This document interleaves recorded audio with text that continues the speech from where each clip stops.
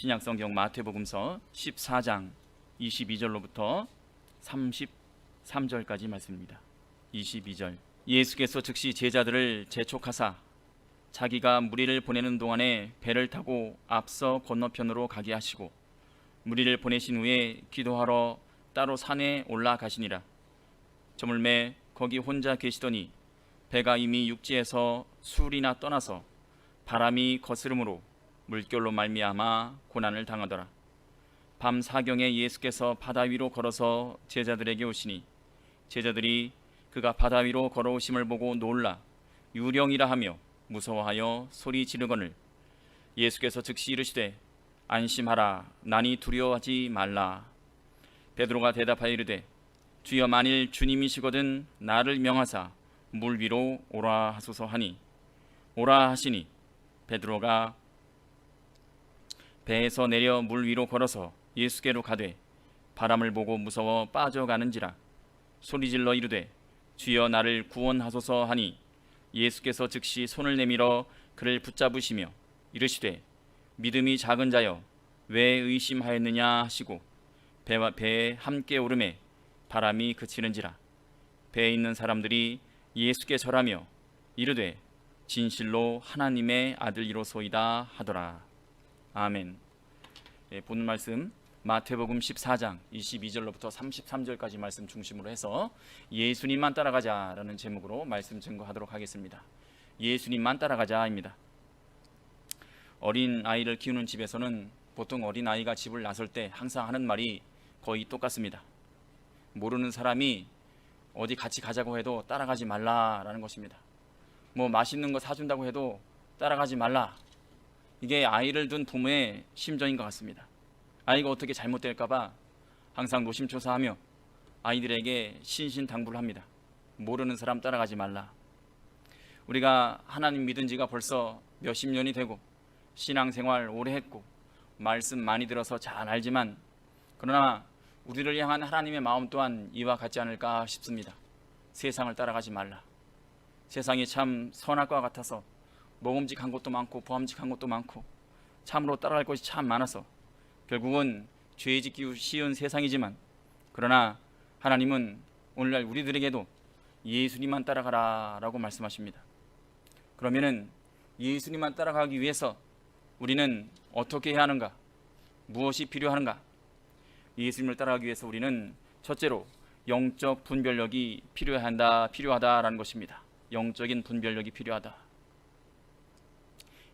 말이 어려서 그렇지 영적인 분별력 하면은 지금 내가 하나님의 인도를 따라가는지 아니면 마귀의 유혹을 따라가는 것인지 아니면 지금 들리는 목소리가 예수님의 목소리인가 아니면 유령의 목소리인가 마귀의 목소리인가 이것을 분별하는 힘이 바로 영적인 분별력이라는 것입니다. 예수님께서 오늘 보기 드물게 재촉하사라는 표현을 쓰십니다. 성경에 재촉하사라는 표현이 있는데 서둘러서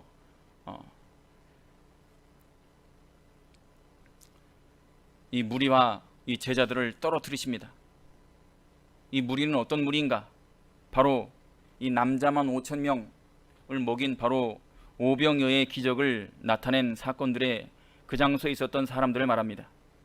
예수님께서 이 자기를 따라온 사람들을 불쌍히 여기시고 병을 고쳐주시고 또 먹을 것을 주셨는데 이 사람들이 나중에는 이 제자들과 예수님을 어떻게 대했느냐? 이 요한복음 6장 15절 보면은 이 사람들이 예수님을 자기들의 왕 삼으려 했다 이렇게 기록되어 있습니다. 요한복음 6장 15절.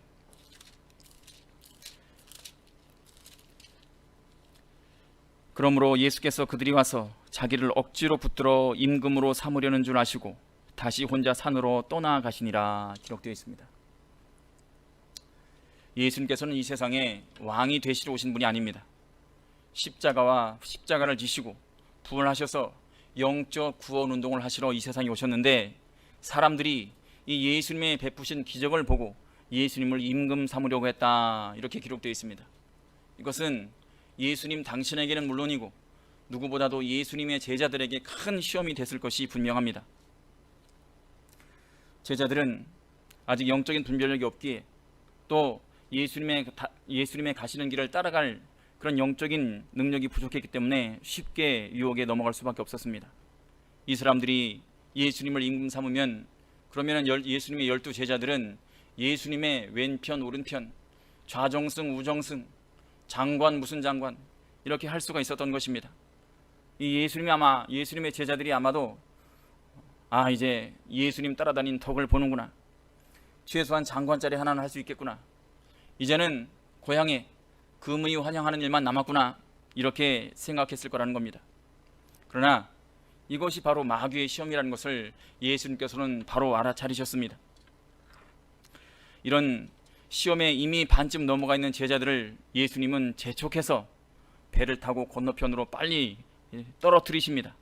건너편으로 가게 하시고, 그리고 예수님 당신께서는 23절에 기록된 대로 무리를 보내신 후에 기도하러 따로 산에 올라가시니라. 저물매 거기 혼자 계시더니 밤이 되도록 깊도록 혼자 산속에서 기도를 하셨다는 것입니다. 이렇게 예수님께서는 당신을 따라오는 무리들, 그들의 병을 고쳐주시고 또 배고파하는 무리들을 위해서 먹을 것을 주셨지만, 이 예수님을 따라다니는 무리, 예수님께서 복음을 전도하는 그 자리까지도 이 약한 마귀 사탄은 이 예수님과 이 제자들을 시험하는 자리로 이용했다는 것입니다. 그러나 예수님께서는 홀로 산에서 기도하시면서 모든 시험을 기도와 하나님 말씀으로 다 이기셨습니다. 근데 문제는 이 제자들입니다. 아직까지 아무것도 모르는 이 철부지 제자들은 예수님을 떠나서 지금 갈릴리 바다 한가운데 떠 있습니다. 그런데 밤이 되면은 어디나 그렇지만 바람의 방향이 바뀝니다. 육지로 불던 바람이 바다로 불고, 바다로 불던 바람이 거꾸로 육지로 불고, 그렇기 때문에 이 바람의 온도가 기온차도 있고 또 바람이 부는 방향이 바뀌기 때문에 호수는 커다란 호수일수록 큰 물결을 일으킬 수밖에 없고 배는 흔들릴 수밖에 없습니다.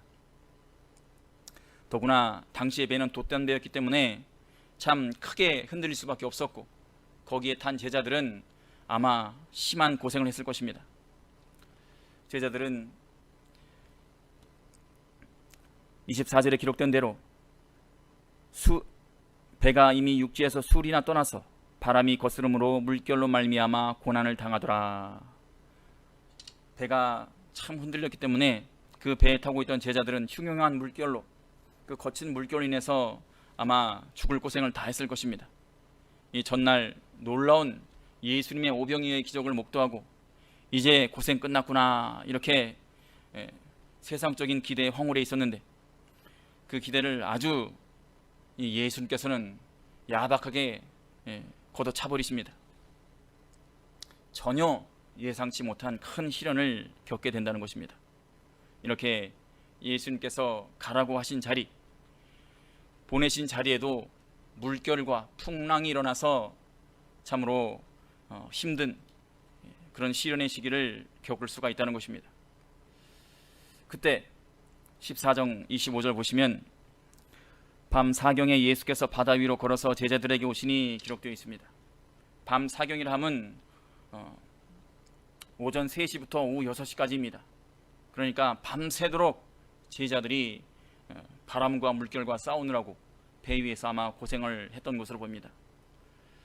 얼마나 많은 고난을 당했는지 제가 뱃사람이 아니라서 실감나게 말씀은 못 드리겠지만 아마도 큰 고생을 하지 않았을까 싶습니다.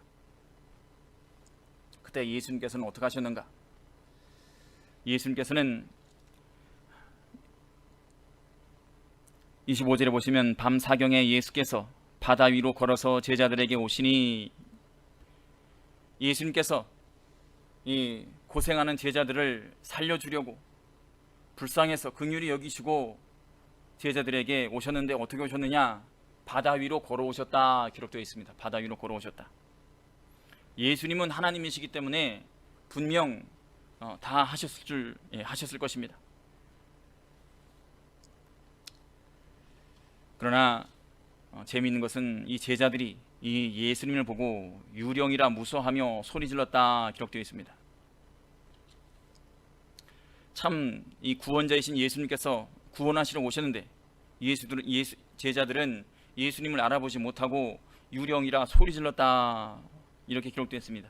참 재미있는 일화인데, 왜 제자들이 이렇게 예수님을 알아보지 못하고 유령이라고 오해하고 소리 지르고 난리를 쳤을까?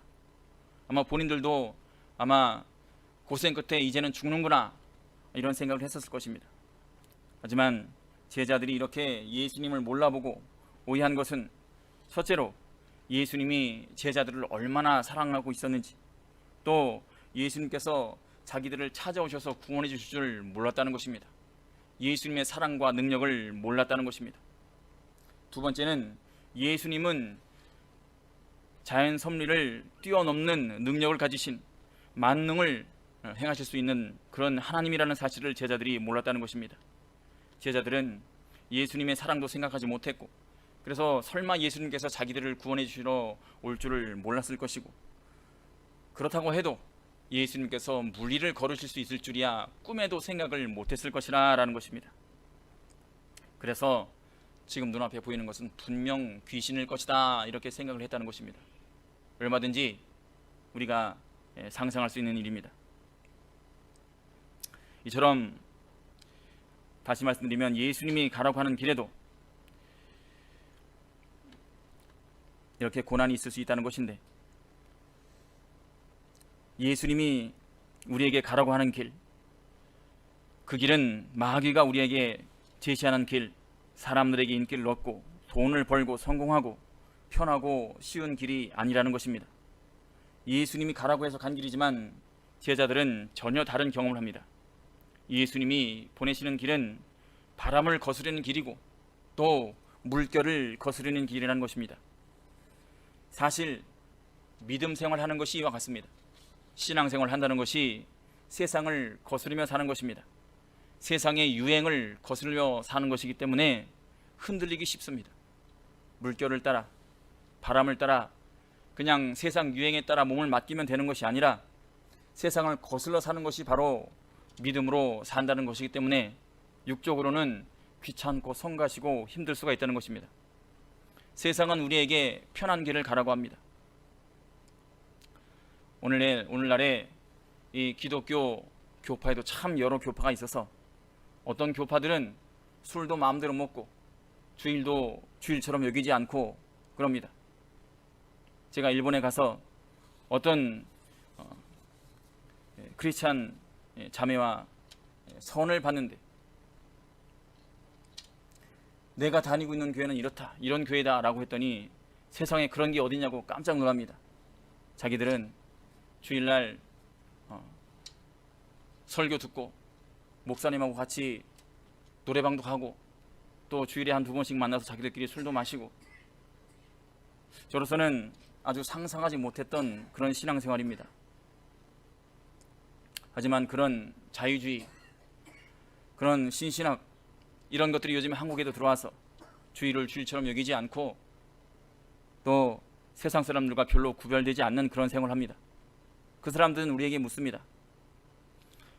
하나님 백으로 하나님 믿어서 잘 먹고 잘 살고 성공하면 그게 하나님 믿는 거지, 뭘 그렇게 유별나게 너만 별난 신앙생활을 하느냐, 너희만 하나님 믿느냐, 이런 식으로 오히려 따지고 듭니다. 내가 아는 어떤 사람은, 그 사람들이 말하기를 내가 아는 어떤 목사는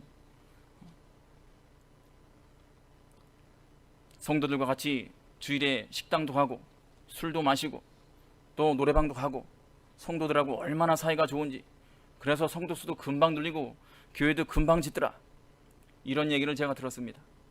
물론 그 사람이 어디 이단인가 싶었는데 그렇지도 않습니다. 그러나 우리가 배운 믿음은 그런 믿음이 아닙니다. 하나님 믿어서 결혼도 잘하고 애들도 잘 되고 사업도 잘 되고, 우리가 믿는 믿음의 길은 그런 길이 아니라는 것입니다.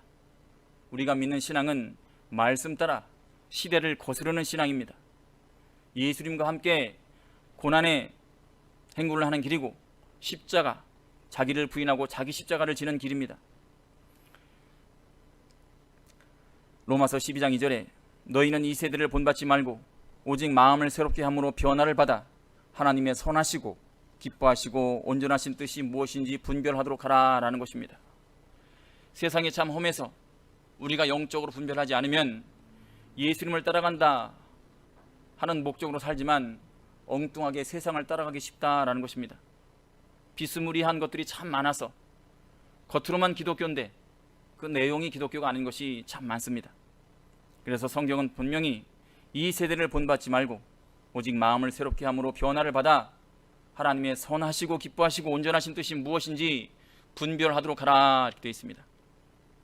예수님을 따라가려면 첫째로 우리는 분별해야 합니다. 하나님의 선하시고 기뻐하시고 온전하신 뜻이 무엇인지 분별하라라는 것입니다. 여기서 분별하라는 이 원어의 뜻은 시험하여 갈라놓다라는 뜻인데, 우리는 참 진리와 비진리를 시험해서 갈라놓고 비진리는 떠나고 참 진리를 따라가야 하는 것입니다. 우리가 모든 일 가운데 하나님의 뜻을 찾아야 합니다. 우리 이병규 목사님께서 말씀하시기를 하나님의 뜻을 찾는 법은 첫째는 성경에서 찾아야 하고 둘째는 신앙 양심에서 찾아야 하고 셋째는 성령의 감동으로 찾아야 한다. 그리고 넷째는 하나님의 섭리에서 찾아야 된다. 이렇게 되어 있습니다. 이렇게 하나님의 뜻을 찾지 못할 경우에는 우리가 신앙의 선배에게도 물을 수 있고 또 목사님께도 물을 수가 있습니다. 성도는 이렇게 범사에 하나님의 선하시고 기뻐하시고 온전하신 뜻이 무엇인지 잘 찾아서 잘 분별해서 옳은 일이면 할 것이요 따라가야 될 것이요 희생을 각오하서라도 몸을 바쳐서라도 따라가야 하고 그렇지 않은 경우에는 바로 되돌아서리고 버리고 끊어야 한다는 것입니다. 우리가 이처럼 예수님만 따라가기 위해서는 첫째로 영적인 분별력이 필요한데, 이 바다는 세상과도 같습니다. 이 바다와 같은 세상을 살 때 우리는 이것이 마귀의 역사인지 하나님의 역사인지 또 예수님의 목소리인지 마귀의 목소리인지 분별을 해야 할 줄 알아야 한다는 것입니다. 이렇게 잘 분별해서 악한 마귀 유혹에 넘어가지 않는 우리가 되어야 할 것입니다. 두 번째, 예수님만 따라가기 위해서는 어떻게 해야 하는가?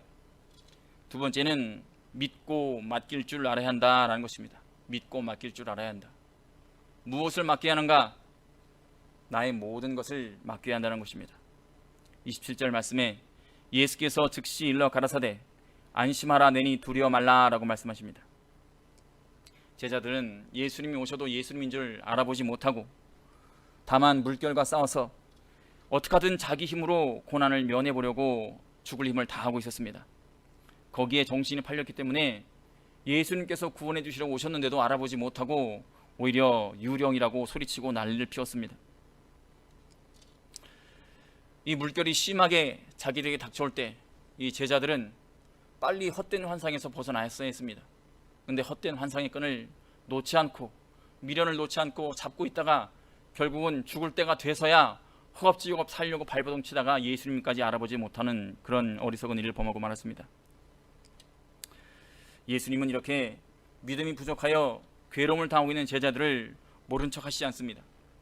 산에서 기도하시면서 다 보고 계시고 다 알고 계셨기 때문에 이 제자들을 구원하러 오셨던 것입니다. 눈에 보이지 않아도 예수님은 다 보고 계셨고 알고 계셨습니다. 하나님의 아들이신 예수님께서는 풍랑이 있는 바다 위까지 걸어오실 수 있는, 그러니까 우리가 하나님을 믿어도 내 생각대로 내 능력대로 믿어서는 안 되는 것입니다. 내 생각을 초월하시고 내 능력을 초월하시는 하나님이라는 사실, 예수님이 바로 하나님이라는 사실을 믿어야 한다는 것입니다. 그러나 이 제자들에게는 그렇지 않습니다. 우리가 한낱 사람임을 알아야 합니다. 우리가 살아야 할 길은 예수님을 믿는 길이고 예수님을 의지하는 길밖에 없습니다. 이 제자들은 이 바람과 파도를 어떻게든 자기 힘으로 이겨보려고 살아남으려고 발버둥을 쳤었습니다. 하지만 바람에, 세상에, 바다의 파도와 바람도 사람이 이길 수 없지만 세상의 파도와 바람도 사람이 이길 수 없다는 것입니다. 베드로가 예수님의 음성을 듣고 예수님께서 그물을 치라고 한 대로 그물을 쳤을 때 고기를 많이 잡았습니다. 그렇듯이 사람이 아무리 잘나고 경험이 많더라도 처음부터 예수님을 의지하는 것입니다.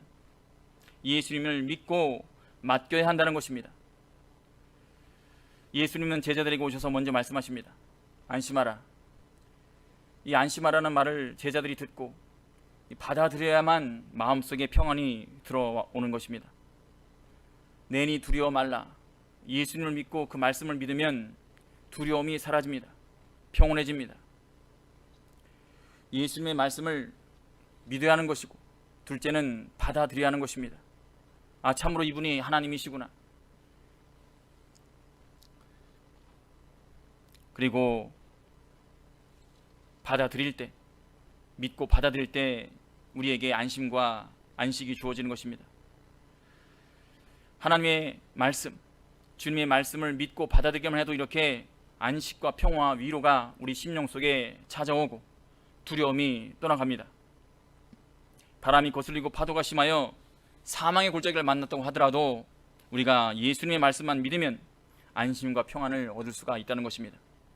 예수님께서는 나의 평안을 너에게 끼치노니 곧 나의 평안을 너희에게 주노라. 내가 너희에게 주는 것은 세상에 주는 것 같지 아니하니라. 너희는 마음에 근심도 말고 두려워하지도 말라라고 말씀하십니다. 우리가 예수님의 말씀을 알면서도 이 말씀을 믿지 못하고 받아들이지 못합니다. 예수님께서 십자가상에서 우리 죄를 대신해서 피 흘려 주시고 돌아가신 사실은 믿지만, 그러나 예수님께서 이 주시는 평안을 나의 것으로 만들지 못하는 데는 나의 믿음이 없고 내가 예수님의 말씀을 내 것으로 받아들이지 못하기 때문인 것입니다. 예수님께서는 분명히 나의 평안을 너에게 끼치노니 곧 나의 평안을 너에게 주노라 이렇게 말씀하십니다. 이 너라는 것은 바로 나입니다. 우리 한 사람 한 사람이 이 예수님께서 주시는 평안을 믿고 받아들여야 한다는 것입니다. 나의 것으로. 예수님께서 말씀하시기를 이 평안은 세상에 주는 육신적 평안이 아니라 말씀하십니다. 육신적인 평안이 아니다. 이것은 바로 세상의 모든 조건을 초월하는 평안입니다. 바로 영혼의 평안인 것입니다. 영적 안식인 것입니다.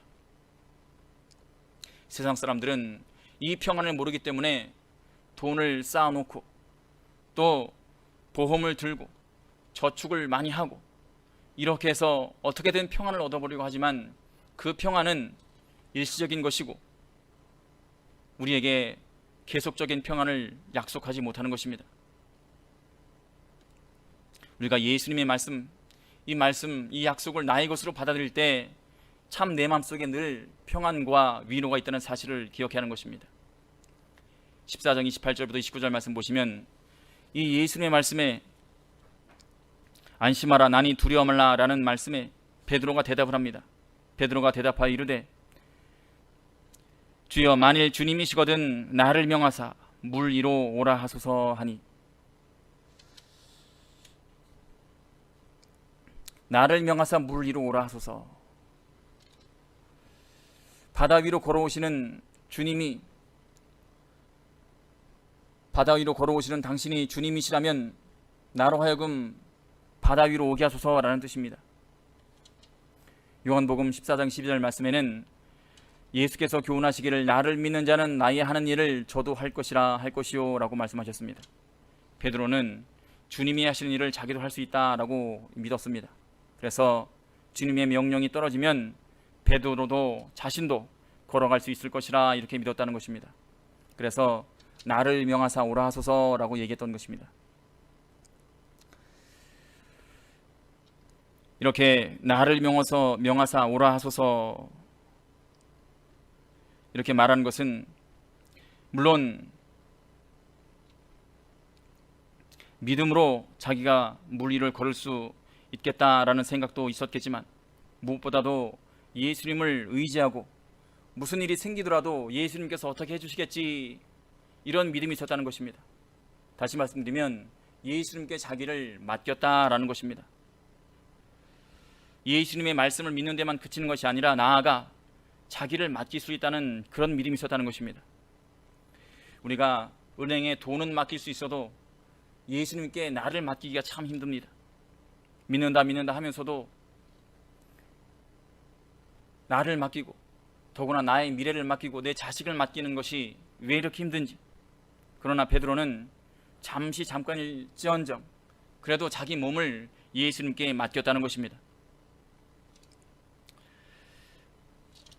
이렇게 예수님께 자기 몸을 맡기고 발을 내디뎠을 때 베드로도 바다 위를 걸을 수가 있었습니다. 베드로가 29절 보시면 오라 하시니 베드로가 배에서 내려 물 위로 걸어서 예수께로 가되 이렇게 기록되어 있습니다. 예수님의 명령을 듣고 순종해서 예수님을 믿어 자기 몸을 맡기고 물 위를 걸으려고 했을 때 걸을 수가 있었습니다. 예수님의 명령이 떨어지자 즉시로 물 위로 걸어갈 수가 있었던 것입니다. 그런데 우리가 한 가지 주의할 것은 예수님의 명령도 떨어지지 않았는데 하나님께서 하라고 하시지도 않았는데 자기 멋대로 이것이 하나님 뜻일 것이다 이렇게 생각하고 예수님 이름 팔아서 버린 일에 하나님은 책임을 져주시지 않는다는 것입니다. 우리 성도는 바다와 같은 세상을 사는 사람들입니다.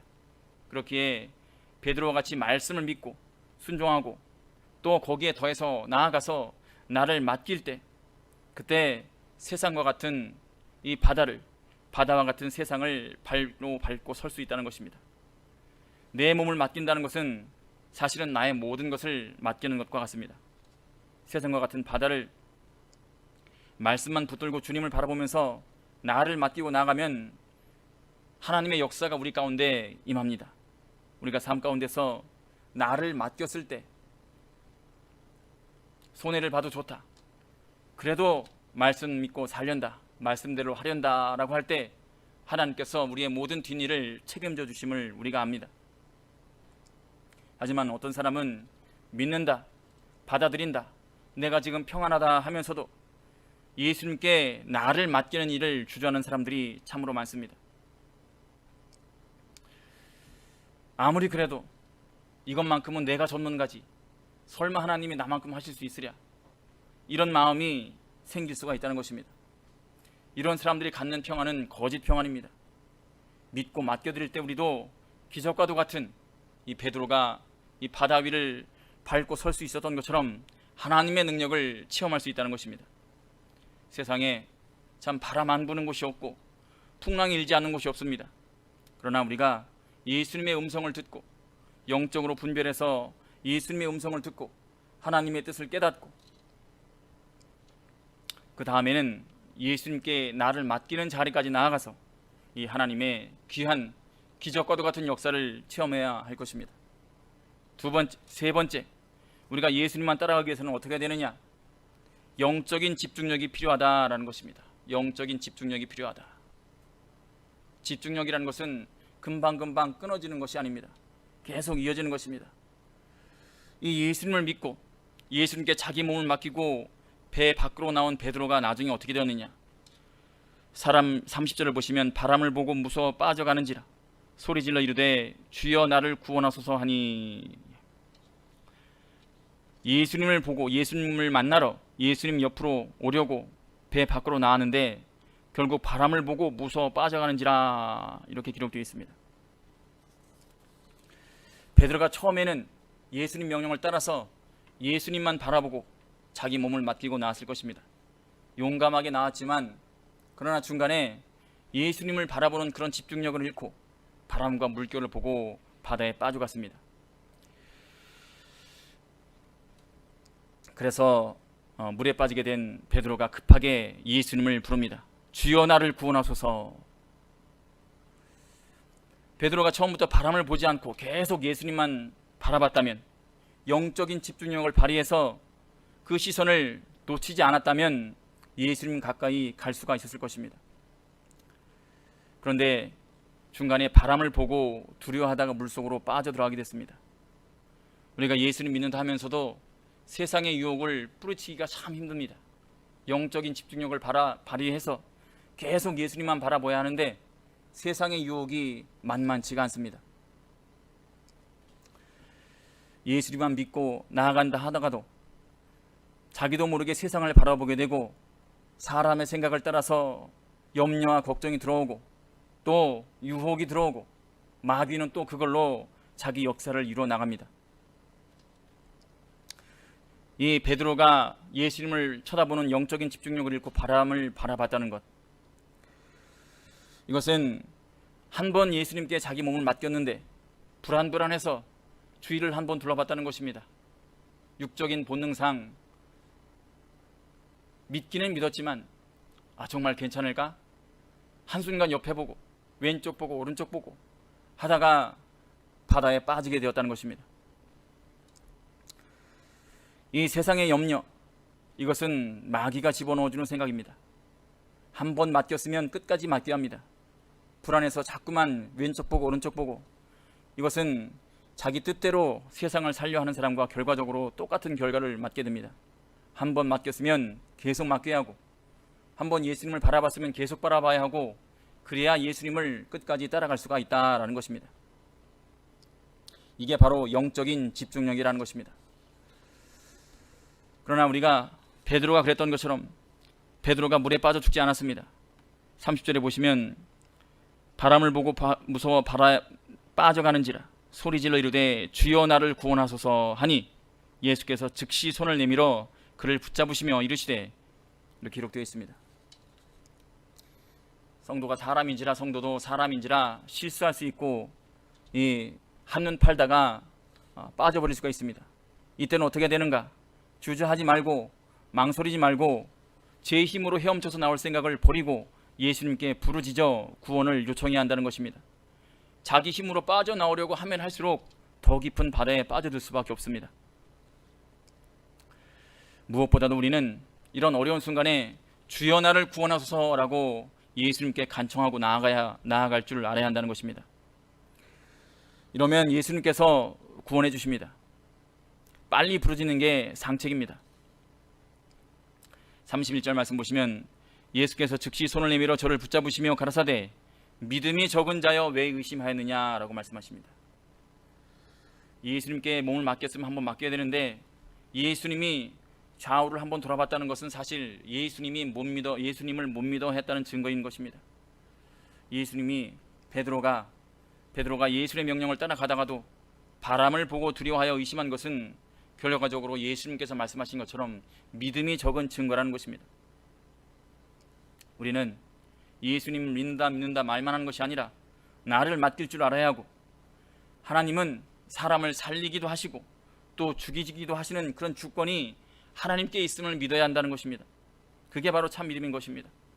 참 바람 불어서 죽을까봐, 뭐 해서 죽을까봐 이렇게 겁을 내는 것은 하나님의 주권을 믿지 않는 것입니다. 온전한 믿음은 내 생명까지도 하나님께 맡기고 모든 두려움을 이기는 데까지 나가야 한다는 것입니다. 14장 32절부터 33절 말씀에 배에 함께 오름에 바람이 그치는지라 배에 있는 사람들이 예수께 절하며 가로되 진실로 하나님의 아들이로소이다 하더라, 이렇게 되어 있습니다. 예수님께서 배에 오르시니까 바람이 그쳤습니다. 예수님께서는 우리를 죄에서 건져주시는 분일 뿐만 아니라 우리의 삶 가운데 모든 어려움으로부터도 우리를 구원해 주시는 분이십니다. 우리가 예수님께 주여 나를 구원하소서 하고 요청하기만 하면 예수님께서는 언제든지 달려주셔서 우리를 도와주실 분이십니다. 그리고 말씀하실 것입니다. 두려워 말라, 내가 너와 함께함이라. 놀라지 말라, 나는 내 하나님이 됨이니라. 이렇게 말씀해 주실 분입니다. 그러니까 우리가 말씀을 믿는 것도 좋고 또 받아들이는 것도 좋고 평화를 얻는 것도 좋지만 먼저는 나를 철저히 맡기고 또 영적인 집중력을 잃지 않고 끝까지 예수님을 따라가는 것이 중요하다라는 것입니다. 마귀는 오늘날이나 예전이나 똑같습니다. 이 사람들을 통해서 예수님과 예수님의 제자들을 유혹했던 그 마귀는 오늘날도 똑같은 방법으로 우리를 유혹합니다. 우는 사자와 같이 오늘날도 우리를, 성도를 정복하기 위해서 자기 종으로 삼으려고 우는 사자와 같이 지금도 삼킬 자를 찾아다닌다, 이렇게 기록되어 있습니다. 그러니 우리는 첫째로 영적인 분별력을 키워서 하나님의 인도인지 마귀의 유혹인지 예수님의 목소리인지 귀신의 소리인지 먼저 분별할 줄 알아야 하고, 둘째는 믿음을 받아들이고 평안을 얻는 데 그치지 말고 내 모든 것을 맡기는 자리까지 나아가야 할 것이며, 또 마지막으로는 이 예수님을 따라가는 영적인 집중력을 잃지 말고 끝까지 예수님만 바라봐서 세상에 빠지는 그런 오류를 범하지 말아야 할 것입니다. 이렇게 예수님 옆에까지 설 수 있는, 바다 위를 걸어서 예수님께 나아갈 수 있는 그런 믿음을 위해서 내가 끝까지 노력하고 악한 마귀와 싸워 이기는 여러분과 제가 되기를 바라며 말씀 증거 마치겠습니다. 기도하시겠습니다. 아버지 하나님, 우리가 하나님을 믿는다 하면서 세상의 유혹에 질 때가 있음을 고백합니다.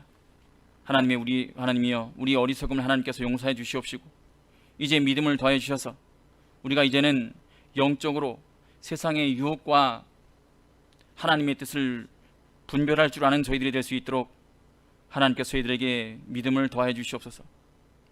그리고 하나님의 말씀을 믿고 또 평안을 얻는 자리에서 나아가서 나의 모든 것을 하나님께 맡길 수 있는 자리까지 우리의 믿음이 성장할 수 있도록 하나님께서 인도하여 주시기를 간절히 원하옵나이다. 그리하여 우리가 천국 가는 그날까지 영적인 집중력을 발휘해서 베드로가 바다를 밟고 섰듯이 중간에 빠졌지만 우리는 영적인 집중력을 떨어뜨리지 않아서 끝까지 바다 위를 걸어서 예수님께로 예수님 계신 곳까지 나아갈 수 있는 그런 저희가 될 수 있도록 하나님께서 붙잡아 주시기를 간절히 원하며 예수님의 이름으로 감사히 기도드리옵나이다. 아멘.